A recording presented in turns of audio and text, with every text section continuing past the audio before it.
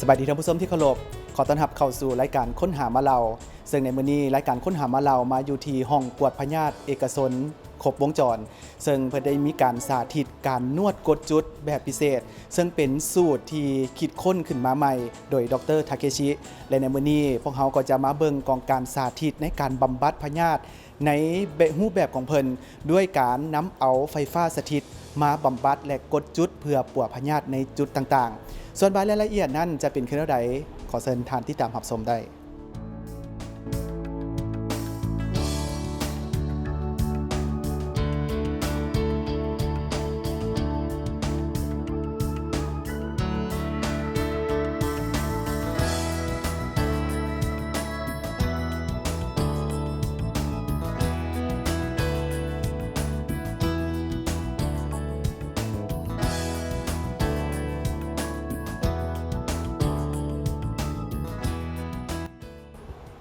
ท่านผู้ชมและตอนนี้พวกเขาก็อยู่กับดรทาเคชิเทระดะนะซึ่งเพิ่นก็เป็นผู้เชี่ยวชาญที่จะมาสาธิตใน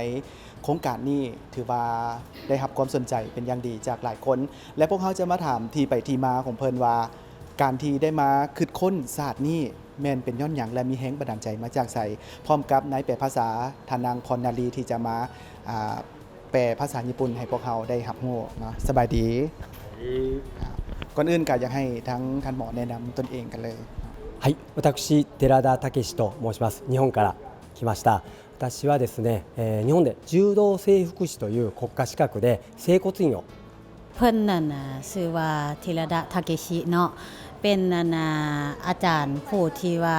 เป็นพวก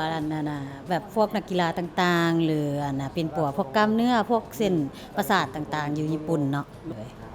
และจุดประสงค์ของทานธีรามาในเทือนี้นี่แม่นมาเฮ็ดหยังละกับเพื่อหยังまず、ずっと子どもたちの支援というのを、17年やっておりましてで4年前に、協力させてもらって、パクセイの近くの学校を、修復することをやらせていただいてでその後もですね、コロナの前は毎年ラオスの方訪問させてもらって子どもたちと交流させてもらったりそういう活動をしていますเพิ่นเนาะมาลาวนี่เป้าหมายในการมาลาวเนาะจุดประสงค์ในการมาลาวเท่านี้แม่นเพิ่นได้มีการช่วยเหลือเด็กน้อยเนาะมา17กว่าปีเนาะแล้วได้มาลาวนี่หลายเทื่อแล้วและ4ปีก่อนเนี่ยก็เพิ่นได้ไปเฮ็ดการร่วมมือกับบุคคลบางคนเนาะและปลูกสร้างโรงเรียนอยู่ปากเซเนาะได้มาหลายเทื่อแล้วเนาะโดยและในการมาสำหรับห้องกวดพยาธินี่เนาะเพิ่นได้นำเอาศาสตร์ได้ยินมาว่าเป็นศาสตร์พิเศษที่ว่าเพิ่นคิดค้นเองอันนี้มันเป็นศาสตร์เกี่ยวกับการปีนปัวแบบใด私ですね、自分で、20年以上の施術の経験からインパルステラピーという新しいテラピーをですね考案しましてそれで、誰でも簡単に自分の体家族の人の体を整える子どもの体をお母さんが整えられるという方法を作りましてそれを全世界のお母さんにマスターしてもらって家庭から健康でハッピーな世界を作りたくて今活動をしてまして、はい、เพิ่นมาในเทื่อนี้เนาะมามื้อนี้นี่แม่นเพิ่นจะมาสอนเรื่องในศาสตร์ของเพิ่นนั่นก็คือ Impulse Therapy เนาะเป็นศาสตร์เรื่องเกี่ยวกับการใช้ไฟฟ้าเนาะสอดตามร่างกายเนาะปิ่นปัวเรื่องกล้ามเนื้อเรื่องเส้นประสาทให้มันดีขึ้นเนาะเพิ่นก็ได้ใช้ศาสตร์นี้มาเป็นเวลา17กว่าปีเนาะได้ปิ่นปัวหลายๆคนผ่านมาและศาสตร์นี้เนาะก็เฮ็ดให้หลายๆคนเนาะหลายๆผู้เฒ่าบ่เด็กน้อยหรือว่าพ่อแม่พี่น้องต่างๆก็รู้สึกว่าตัวเองดีขึ้นใน17ปีผ่านมานี่เนาะเพิ่นในศาสตร์ของเพิ่นนี่นะได้มีการลงลึกไปทั้งพยาธิใดเป็นพิเศษบ่まず整骨院っていうのは本当に、98歳おじいちゃんおばあちゃんから、1歳2歳の子供までみんな来ます。膝が痛い腰が痛い、ね、いろいろ痛いところがあったりとかよく寝れないとかめまいがしてとかいういろんな悩みの人がたくさんいらっしゃってそういう方すべてに、お役に立てる方法を作りました。ก่อนอื่นเนาะคลินิกที่ว่าอยู่ญี่ปุ่นเขาจะฮ้องว่าเซโกจินมันจะเป็นบอนปินปัวเรื่องเกี่ยวกับพวกผู้ที่มีปัญหาเรื่องกล้ามเนื้อเรื่องเส้นประสาทแล้วก็แบบเจ็บเส้นเจ็บนั่นเจ็บนี่เนาะก็เพิ่นก็ปินปัวเรื่องพวกนี้เป็นหลักเนาะจะแม่นเด็กน้อยผู้ใหญ่ทุกคนก็มาได้หมด และเพิ่นคาดหวังอย่างแน่ในการพยายามมาเทื่อนี้เนาะกับการพยายามมาสาธิตและกับมาทดลองในการปิ้นปัวนะคนลาว まずそのインパルステラピーというのは多くの方の、よく寝れないとか胃腸の調子が悪いといわゆる体の根本的な不調を良くするそれとアスリートの、試合の前の調整というねもう目に見えて体が早く動けるようになったりとか疲れにくくなったりするそういったことをまず知っていただいて、できたらラオスの方にもねそのテラピーの恩恵をね享受していただきたいと思っておりますในเป้าหมายที่เพิ่นมาเนาะมื้อนี้เนาะที่จะมาเฮ็ดอยู่นี่แม่นเพิ่นอยากมาสอนให้คนลาวเนาะว่าฮู้จักถึงศาสตร์ของเพิ่นนี่ Impulse Therapy สื่อศาสตร์ของเพิ่นนี่เนาะแล้วเพิ่นจะมาเนาะเฮ็ดให้เบิ่งนั่นก็คือมาปิ้นปัวว่าเรื่องคือแบบเฮามีปัญหาเรื่องกล้ามเนื้อเรื่องท้องลำไส้เฮาบ่ดีบ่เพิ่นก็อยากแบบมันจะปิ้นปัวเรื่องพวกนี้เป็นหลักและศาสตร์ตัวนี้ก็จะปิ้นปัวแม้กระทั่งนักกีฬาจนไปฮอดผู้เฒ่าที่ว่ามีปัญหาทุกอย่างนะได้เลย ตอนนี้เขาอยากเห็นเนาะว่าการที่ว่าปิ้นปัวในศาสตร์ของเพิ่นนี่มันจะเป็นรูปแบบใดนี้เราจะต้องไปเบิ่งตอนใดはい誰にでも簡単にマスターできるようにね作ってますので、まずは効果にびっくりしていただいてあとやり方も教えますので、はい、みんなが全世界のみんながラオスのみんなができるようになったらいいと思ってますเพิ่นว่าหลังจากนี้ไปก็สิเฮ็ดให้พวกเขาได้เห็นและก็สอนให้พวกเขาได้เป็นมาสเตอร์ในเรื่องด้านศาสตร์ตัวนี้เนาะและทุกคนสามารถเอาไปปิ้นปัวได้ด้วยตัวเองโดยวันนี้ต้องขอบใจหลายๆกับ2ท่านนะที่ว่าได้มาให้สัมภาษณ์ในรายการของพวกเขาและท่านผู้ชมอีกจังหน่อยพวกเขาจะไปเบิ่งการสาธิตของดรทาเคชินะว่าในการที่ได้นำเอาศาสตร์นี้มาบำบัดนะในการรักษาสุขภาพหรือปิ้นปัวในบางจุดนั้นจะเป็นขึ้นใดไปติดตามรับชมนำกันต้องถามท่านหมอว่าตอนนี้เป็น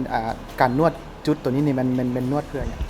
まず首の筋肉を柔らかくしてで肩こりとかね頭が痛いとかいろんな方みんながここがギューッと硬くなって不調が起こっているのでその一番大事な首を緩めていますเพิ่นกดจุดนี้เนาะแม่นเพื่อปัวบอนกล้ามเนื้อคอเป็นหลักเนาะเพราะว่าส่วนหลายคนจะแม่นมักใส่กล้ามเนื้อบอนแถวบริเวณนี้เป็นบอนคอนี่เป็นหลักเนาะมันสิเฮ็ดให้มันนั่นอ่อนขึ้นโดยมันละให้มันอ่อนกล้ามเนื้อนั้นอ่อนลงด้วยและขั้นตอนของการนวดเนาะแบบ1คอร์สนี่นะมันจะต้องมีการนวดอันใด私は先ほども言ったように全世界のお母さんができるようになったらいいと思って作ってますので場所は4つの場所を私が教えたと考えた通りに押せば皆さんが同じ結果が出るように作ってますเพิ่นบอกเนาะก่อนอื่นเลยเพิ่นบอกว่าตัวแบบวิธีเพิ่นเฮ็ดตัวนี้นะจะมี4อย่างเนาะเพิ่นว่าคันค่ะพ่อแม่พี่น้องหรือว่าพวกแม่ๆทั้งหลายส่วนหลายจะเป็นพวกแม่เนาะที่ว่าเลี้ยงลูกเลี้ยงหยังซี่นะคันจื้อได้4อย่างนี้นะสิ่งคันน่ะสิเฮ็ดให้พวกเพิ่นน่ะปัวด้วยตัวเองได้เลยこの治療今はエステをちょっとするので先に首とこれだけ緩めてるんですけど後の人の治療の時にそれを説明したいと思うんですけど背中触ってこういうところってはい今日はまず今背中と本当はここを触っていくんですけどก่อนอื่นลำดับแรกเนาะแม่นการจับ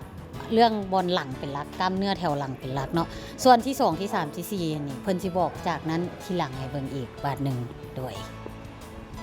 ท่านผู้ชมและตอนนี้พวกเขาก็อยู่กับเจ้าของห้องกวดพญาติเอกชนครบวงจรทานนางวงจันทร์บัวแพงเนาะที่ว่าสบายดีเนาะเพิ่นก็เป็นผู้ทำอิฐเลยที่ว่าได้ทดลองในการสาธิตของหมอญี่ปุ่นเนาะรู้สึกจังได๋ตอนนี้นี่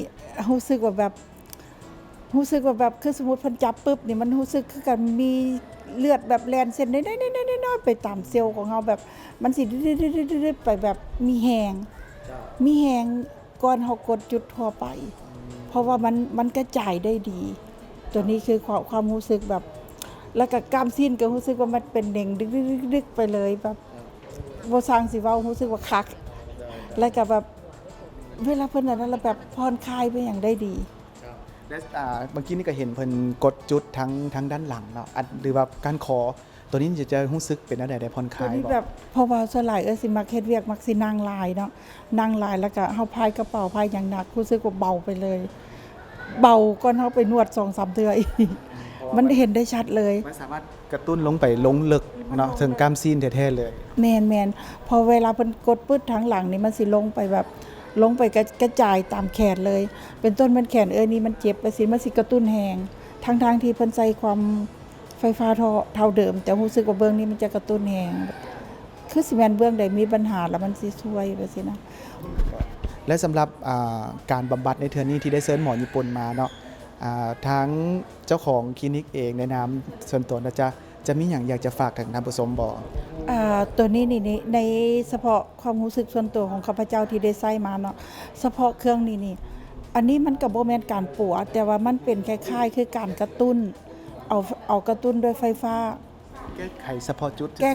ไขเฉพาะจุดที่ว่าเฮามีปัญหาบอนใดอะนะตัวอย่างว่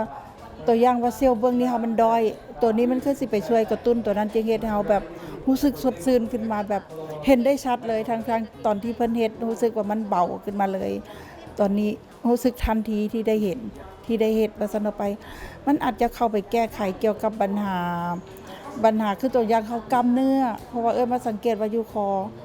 มาปวดแล้วบัดนี้มันแก้ไขตัวนี้เฉพาะจุดโดยตรงเลย แต่ว่ามันบ่แม่นว่าไปปวดเด้มันแก้มันรักษาคลายเครียดกันว่าแล้วนะคล้ายๆคือคลายเครียดบำบัดโดยไฟฟ้าสถิตรู้สึกว่าดีกว่าเฮาไปนวดหลายๆชั่วโมงอีกได้ความรู้สึกของข้าพเจ้าที่ได้ใช้ฉะนั้นก็คันสมมุติว่าในอนาคตข้างหน้าเฮาก็อยากเอาเครื่องตัวนี้เข้ามารับใช้บรรดาผู้ใดที่ว่าเฮ็ดเวียกหลายอยากผ่อนคลายที่ว่าบ่มีเวลาไปนวดถือว่าอยากใช้เวลาสั้นๆ10นาที20นาทีคิดว่าเครื่องตัวนี้ตอบโจทย์ได้ดี เพราะว่าเขาสามารถเฮ็ดด้วยตัวเองได้เนาะ แม่นเพราะว่าเครื่องตัวนี้มันสิมีเครื่องน้อยที่ว่าเฮ็ดด้วยตัวเองตัวอย่างหมอเพิ่นเฮ็ดได้เบิ่งว่าสินะและราคาก็ถือว่าจับต้องได้คิดว่ามันสิเอามาคนลาวสิพอมีกำลังแฮงซันซาเฮามาสัมผัสด้วยตัวเองแบบสิได้ ขอบใจหลาย ใจหลาย ๆท่านผู้ชมในตอนนี้พวกเขาจะมาสัมภาษณ์ความรู้สึกของผู้ที่ว่าได้ผ่านการบำบัดมาแล้วนะว่าเพิ่นรู้สึกจังใดเนาะสบายดี เจ้าสบายดี เจ้าอยากถามว่าหลังจากที่ได้ไปสาธิตเขาร่วมกันสาธิตการบำบัดแล้วรู้สึกจังใด ก็รู้สึกผ่อนคลายรู้สึกแบบว่าเมื่อก่อนเป็นคนที่แบบว่าออกกำลังกายหนัก เป็นพวกยกเวทยกกล้ามหนักๆสิจะมีอาการตึงปวดตามกล้ามเนื้ออยู่เป็นประจำเนาะซึ่งว่าใช้วิธีโดยการยืดกล้ามเนื้อกับบ่หาย แต่ว่าได้ลองมาสัมผัสกับการบำบัดด้วยการกระตุ้นไฟฟ้าเฮ็ดให้กล้ามเนื้อมันผ่อนคลายขึ้นและเฮ็ดให้รู้สึกแบบว่าเหมือนเขายืดกล้ามเนื้อเอง แต่ว่ามีกระแสไฟฟ้ากระตุ้นเข้าไปเหมือนได้ 2-3 เท่าในการกายภาพด้วยตัวเองจะเฮ็ดให้รู้สึกว่าเลือดมันหมุนเวียนได้ดีขึ้นกล้ามเนื้อฟื้นฟูรีคอเวอร์ได้ดีขึ้นสำหรับนักกีฬาตัวข่อยรู้สึกว่าประทับใจหลายที่ได้มารับการกายภาพมื้อนี้เจ้า ท่านผู้ชมที่เคารพและนั่นก็เป็นบรรยากาศโดยรวมที่ทางทีมงานค้นหามาเราได้นำพาทานมาฮู้จักกับศาสตร์การบำบัดจากประเทศญี่ปุ่น โดยการคิดค้นของดรเคนอิจิซึ่งว่าก็เป็นอีกหนึ่งศาสตร์ที่เป็นความรู้ใหม่สำหรับคนลาวเฮาที่ได้เห็นว่าในการคิดค้นออกมานั้นในการบำบัดบางจุดแต่บ่หมายความว่าจะเป็นการปิ่นปัวพยาธิให้หายขาดอันนี้ก็ต้องทำความเข้าใจกับท่านผู้ชมแต่ว่าก็จะเป็นอีกรูปแบบหนึ่งของการปิ่นปัวหรือว่ารักษาของทั้งประเทศญี่ปุ่นที่พวกเขานำมาเสนอให้กับทุกท่านได้ติดตามมาฮอดตอนนี้เวลาของรายการค้นหามาเราก็หมดลงแล้วข้าพเจ้าพร้อมด้วยทีมงานลาท่านผู้ชมไปด้วยเวลาเพียงเท่านี้สบายดี